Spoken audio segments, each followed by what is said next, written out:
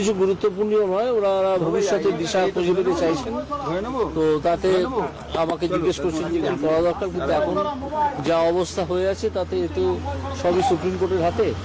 Supreme কোর্টই ওনাদেরকে গিয়ে যা বলার বলতে হবে, বা সুপ্রিম কোর্ট সেটা শুনবে কি শুনবে না সেটাও সুপ্রিম কোর্ট ঠিক করবে, কিন্তু ওনাকে যেতে হবে সুপ্রিম কোর্টে।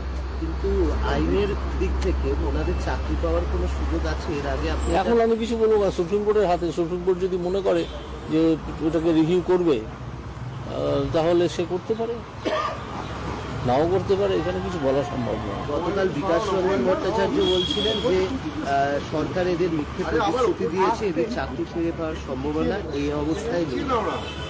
সেটা উনি হয়তো বুঝতে পারছেন, সেরকম বলেছেন। আমার সে ব্যাপারে আমি কোনো মন্তব্য করব না। আমি বরং আশাবাদী থাকবো এনারা যদি বুঝিয়ে বলতে পারেন সুপ্রিম কোর্টকে যে এটা তাদের কোনোই দোষ নেই এই ঘটনায়, তো অথচ তারাই হয়ে গেছেন শিকার, তাহলে সুপ্রিম কোর্ট ভাবতেও পারে, কারণ ভারতের নাগরিক তো।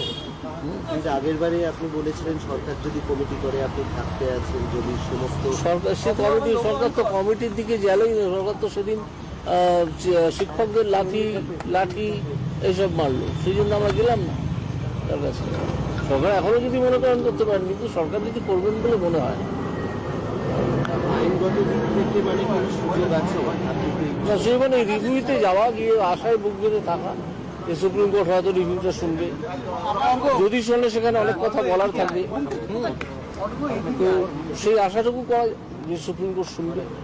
যোগ্য অযোগ্য যে আলাদা করার সেই সুযোগ, যেগুলো যোগ্য অযোগ্য আলাদা এখানেই স্কুল সার্ভিস কমিশন বা রাজ্য সরকার করতে পারত, তারা করতে পারত, তো তারা সেভাবে করে। কারণ রাজ্য সরকারও চাইছে এই ব্যাপারটা নিয়ে একটা জটিলতা থেকে যায়। কারণ রাজ্য সরকারের যারা চালান সেই তৃণমূলের দুর্নীতির কারণেই তো এদের এই অবস্থা আজকে।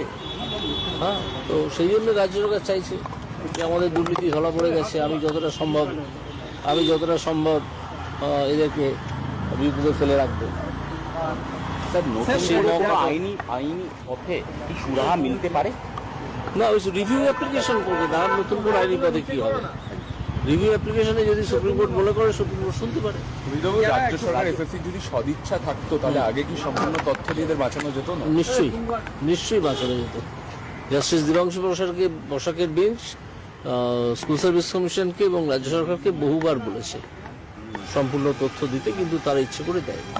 মমতা বন্দ্যোপাধ্যায় বারবার বলছেন এদের প্রতি আমি সহানুভূতিশীল। তাহলে ওসব মুখের কথা। মমতা বন্দ্যোপাধ্যায় একটা কথাও রাজনীতির বাইরে গিয়ে বলেন না। তার রাজনৈতিক ধান্দা যেটা, সেই রাজনৈতিক ধান্দাটা কিসে পূরণ হবে সেটা ভেবে তিনি সব কথা বলেন।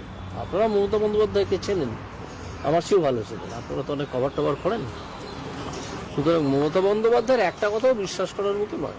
বলতে বলছি গ্রুপ সিডি ক্যান্ডিডেট যাদেরকে কোর্ট টার্মিনেট করে দিল, তারপরে উনি ওদেরকে ভাতা দিচ্ছেন, এটা কি আইনের চোখে বেআইনি? সেটা আমি এক্ষুনি বলতে পারবো না কি টাকা থেকে দিচ্ছেন, কোন ফান্ড থেকে দিচ্ছেন। যদি দেখা যায় যে সেখান থেকে দেওয়া সম্ভব তাহলে ঠিক আছে, অসুবিধা নেই, কিন্তু কতদিন দেবেন, তাই না? এটাও একটা প্রশ্ন।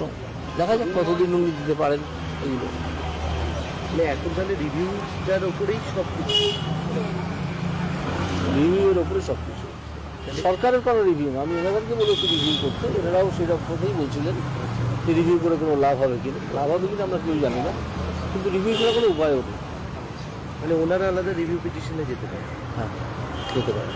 সেক্ষেত্রে ওনারা মানে কি বক্তব্যের উপর যাবেন এই সেটা ওনারা ঠিক করবেন, ওনাদের যে অ্যাডভোকেট অ্যাপিয়ার করবেন তিনি ঠিক করবেন যে কি বললে ঠিক হয়। মানে সেক্ষেত্রে আমি তো কোনো মতামত চাপিয়ে দিতে পারবো না।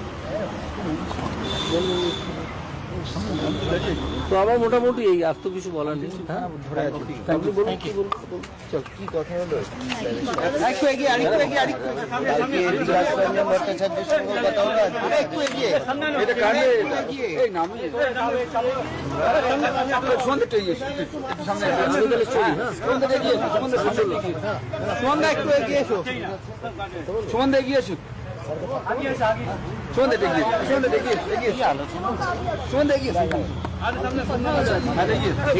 ঠিক আছে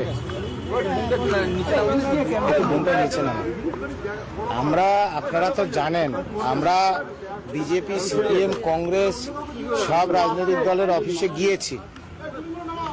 আমরা পথ খুঁজছি কিভাবে এই অবস্থায় সব যোগ্যদের চাকরি বাঁচানো যায়।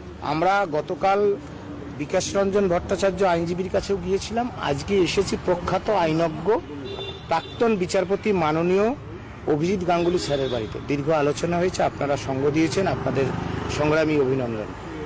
আমরা এখন সুপ্রিম কোর্টে মামলা লড়তে পারি কিনা, কিভাবে চাকরি বাঁচানো যাবে, স্যারের সাথে সেই বিষয় নিয়ে আলোচনা হয়েছে। সব বিষয় বলার প্রয়োজন নেই, তবে কারা দুর্নীতির সুবিধা পেয়ে চাকরি নিল আর কারা নিল না, ওএমআর এর মিরর ইমেজের কপি, সেই কপি পাবলিক ডোমেনে প্রকাশ করার দাবিতে রাস্তার লড়াইয়ে আমরা প্রকৃত অর্থে অনশনকারীদের পক্ষে আমরা লড়ব, বুক চিতিয়ে চোয়াল শক্ত করে লড়ব, সুপ্রিম কোর্টেও আমরা লড়ব।